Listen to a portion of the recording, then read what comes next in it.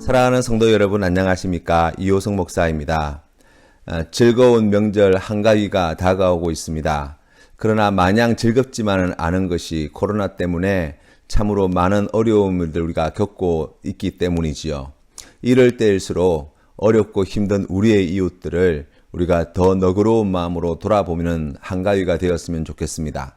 예수님의 사랑으로 좋은 것을 함께 나누는 데 힘쓰는 우리 귀한 성도님 되시기를 바랍니다.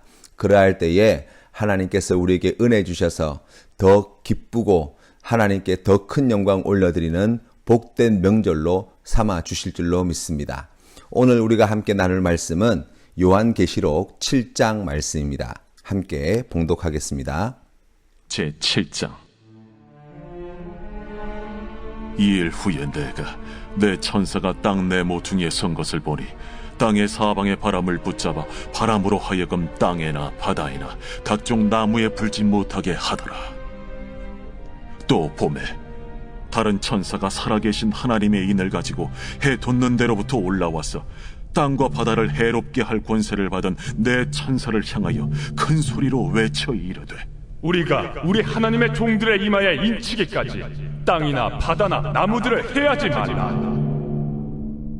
내가 인침을 받은 자의 수를 들으니 이스라엘 자손의 각 지파 중에서 인침을 받은 자들이 14만 4천이니 유다 지파 중에 인침을 받은 자가 1만 2천이요 루벤 지파 중에 1만 2천이요 갓 지파 중에 1만 2천이요 아셀 지파 중에 1만 2천이요 납달리 지파 중에 1만 2천이요 므낫세 지파 중에 1만 2천이요 시므온 지파 중에 1만 2천이요 레위 지파 중에 1만 2천이요 이사갈 지파 중에 1만 2천이요 스불론 지파 중에 1만 2천이요 요셉 지파 중에 1만 2천이요 베냐민 지파 중에 인침을 받은 자가 1만 2천이라.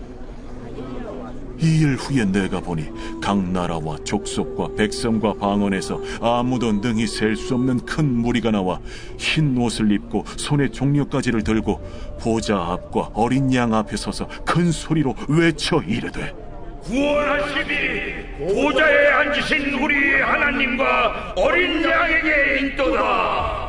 모든 천사가 보좌와 장로들과 내 생물의 주위에 서 있다가 보좌 앞에 엎드려 얼굴을 대고 하나님께 경배하여 아멘.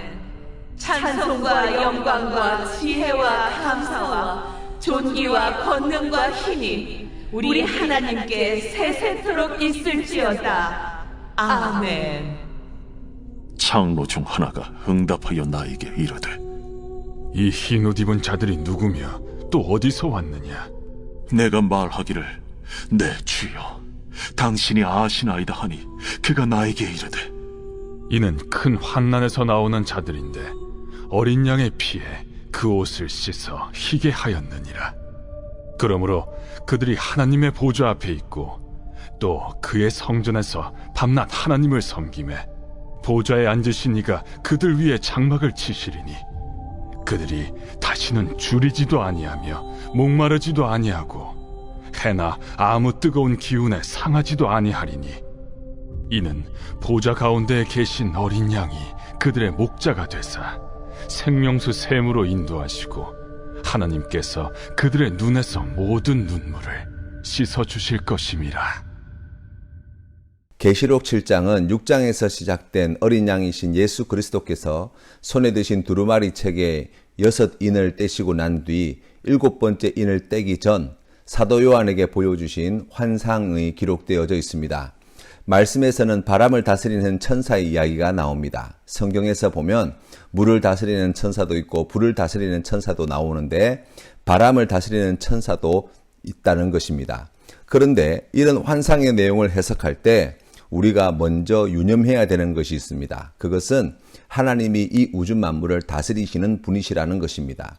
어떤 특별한 존재, 다시 말하면 물을 주관하는 천사, 불을 주관하는 천사, 그런 의미가 아니라 하나님은 물과 불과 바람뿐만 아니라 해와 달과 별과 이 우주 만물을 통치하시고 다스리시는 분이십니다. 때문에 천사는 하나님이 부리신 천상세계의 종이라고 이야기할 수 있죠. 천사가 바람을 붙잡아 불지 못하게 하였다는 것은 어떤 뜻입니까? 예수님께서 제자들과 함께 갈릴리 바다를 건너 거라사인을 만나러 가실 때 큰 풍랑을 만납니다. 큰 바람이 불어서 거라사인 동네에 가기가 너무 힘들어서 거의 죽을 뻔할 지경이 되었습니다. 그 바람의 의미는 예수님이 하시고자 하시는 하나님 나라의 일을 가로막는 세력과 권세라고 말할 수 있습니다. 그런데 그것을 하나님은 주의 천사들을 보내셔서 바람을 붙잡아 두시고 하나님의 뜻을 온전히 행하시겠다는 의미로 오늘 이 말씀을 주신 거예요. 2절에서는 다른 천사가 등장합니다. 이 천사는 내 천사를 향해 땅, 바다, 나무를 해하지 말라고 말씀합니다. 그리고 유다 지파로부터 시작하여서 베냐민 지파까지 지파당 12,000명씩 12지파 14만 4천 명의 인침을 받았다고 성경 말씀은 기록합니다. 이스라엘 12지파는 세상 모든 민족 가운데 택하신 모든 백성을 가리킨다고 말할 수 있습니다. 그리고 큰 수를 나타내는 천과 완전함을 나타내는 12가 합쳐져 나온 14만 4천이라는 숫자는 세상 모든 민족과 열방 가운데 하나님이 택하신 큰 백성의 수를 나타낸다고 의미할 수 있습니다. 마태복음 24장 30절 말씀해 보시면 그때의 인자의 징조가 하늘에서 보이겠고 그때의 땅의 모든 족속들이 통곡하며 그들이 인자가 구름을 타고 능력과 큰 영광으로 오는 것을 보리라 말씀하시고 이어 31절 말씀에 그가 큰 나팔 소리와 함께 천사들을 보내리니 그들이 그의 택하신 자들을 하늘 이 끝에서 저 끝까지 사방에서 모으리라고 말씀하십니다. 인치셨다는 말은 무슨 말입니까? 미리 정하시고 택하셨다는 의미지요. 주인이 있다는 말이에요. 옛날 가축이나 종들의 소유주가 있음을 표시한 방법이 바로 인치는 것이었습니다. 그리고 그 짐승의 모든 것을 주인이 책임을 진다는 뜻을 가지고 있습니다. 하나님이 우리를 하나님의 자녀로 인치실 때 우리 삶의 주인이 하나님이시고 우리 삶을 구원하실 책임도 하나님께 있다는 표시로 주신 말씀이에요. 아무도 취소할 수 없습니다. 누구라도 주인의 것을 빼앗아갈 수 없습니다. 하나님의 구원하심을 보십시오. 우리를 만세전에 택하시고 부르시고 자녀 삼으시며 성장시키시고 성숙시키시고 성화의 길을 가게 하시며 마침내 약속하신 대로 우리를 영화롭게 하시는 그 모든 일들은 우리의 죄와 연약함으로 취소되거나 변경되지 않습니다. 천사도 죽음조차도 그것을 막을 수 없습니다. 하나님이 우리를 택하신 것에는 결코 후회함이 없습니다. 반드시 이루시는 것입니다. 마치 이마에 찍혀진 도장과 같이 이 믿음이 우리에게 꼭 필요하다고 말씀하시는 거예요. 이 믿음으로 고난과 환난의 때를 견디어 나가야 한다고 말씀합니다. 이단들은 이 14만 4천을 문자 그대로 믿습니다. 그런데 이상하게도 14만 4천이라는 숫자는 문자 그대로 여기면서 유다 지파 12,000명은 문자 그대로 해석하지 않습니다. 자기들이 생각할 때도 그건 말이 안 되는 줄 알기 때문이지요. 이 이단들의 말에 따르면 천국에는 대한민국 사람밖에 없다고 해도 과언이 아닙니다. 참으로 어처구니 없는 말에 우리가 속아서는 안 됩니다. 잘 분별해야 되는 것입니다. 이어서 9절 말씀에 각 나라와 족속과 백성 방언에서 큰 무리가 나와 흰옷을 입고 손에 종려나무 가지를 들고 찬양 드리는 장면이 나옵니다. 찬양의 내용은 우리의 구원은 하나님과 예수 그리스도로 말미암았음을 고백하고 그때 천사와 장로들과 천상계의 모든 존재가 아멘 찬송과 영광과 지혜와 감사와 존귀와 권능과 힘이 우리 하나님께 세세토록 있을지어다 아멘으로 화답한다는 거예요. 참으로 장엄한 장면이 아닐까 상상해 봅니다. 우리가 하나님 보좌 앞에 있게 될 그날이 오면 영원토록 하나님을 섬기며 다시 줄이지도 목마르지도 해나 아무런 상함도 없이 예수 그리스도로 말미암아 생명수 샘으로 인도받고 하나님이 친히 우리 눈에 눈물을 닦아 주신다고 말씀합니다. 사도 요한은 이것을 환상으로 보았습니다. 그런데 여러분, 시간 순서로 본다면 아직 두루마리 책의 인봉은 다 떼지 않았습니다.